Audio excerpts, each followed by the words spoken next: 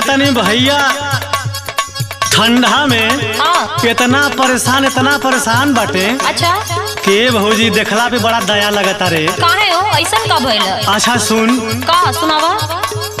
सूत जालू घरवा में ओढ़ के रजाई ए भौजी, अरे ए भौजी भैया जाले कठुआई ए भौजी।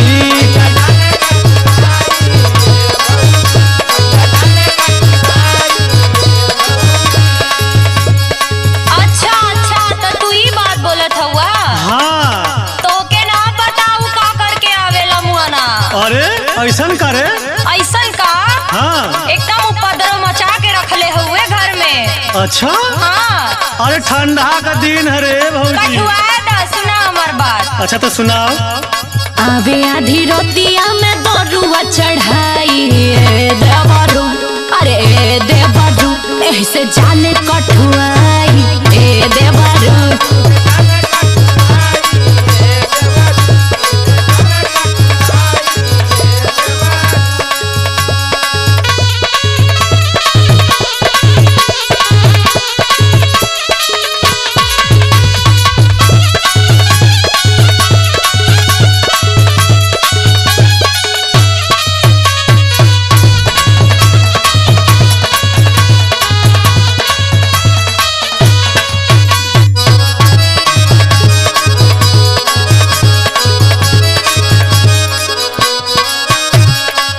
के भौजी का?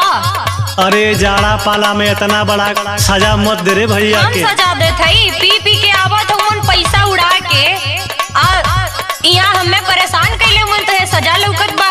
अरे तो पूछनी तो कुछ बताइबे ना करे। वो का बताई है? हमसे पूछा हम बतावत है ना। आय हाय हाय भौजी तनी बतिया सुन ले हमार। तो है बड़ी दया आवत बा। हाँ सुन का?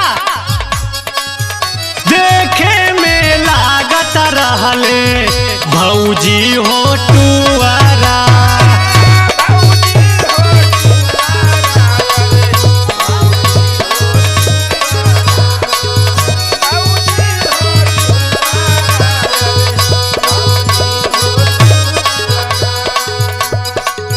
सूतल गोहरौला रहले ओढ़ी के पुआरा।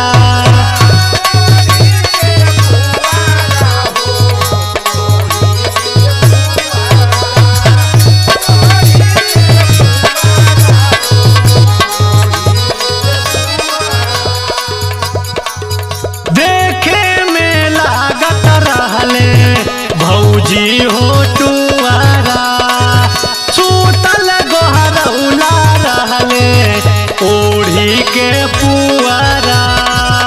सुनाई भौजी का? ठिठुरी ठिठुरी लिहले रतिया बिताई ए भौजी, अरे ए भौजी भैया जाले कठुआई ए भौजी।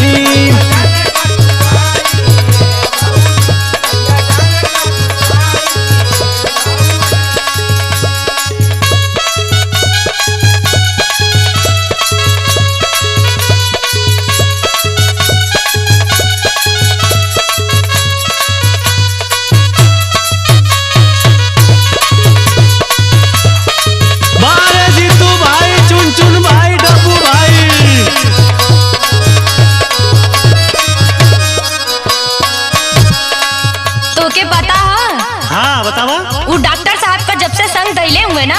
अच्छा कौन डॉक्टर? रात दारू के नशा में। अच्छा हाँ जब से संग पकड़ ले हुए घर्रे में एकदम तबाही मचा के रख ले ये आदमी। अच्छा और नहीं तो का?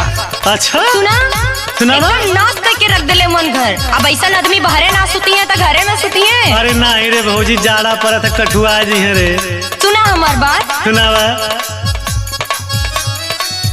रोजे बना के खाना जो ही दुआरिया,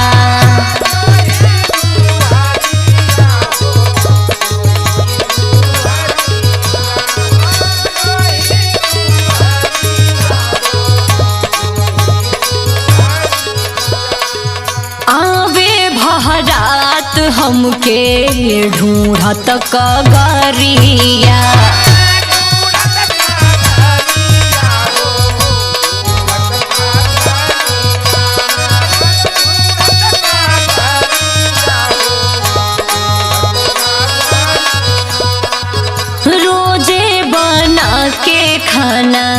जो ही दुहवारिया आवे भारत हमके ढूंढत कगरिया कब कब मारे हमके झोटा बौन्हाई देवरू सुनला ना।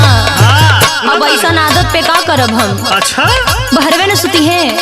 अच्छा गोरख पर मोद तनी दे तो समझाइए देवरू अरे देवरू एही से जाल कठुआई ए देवरू।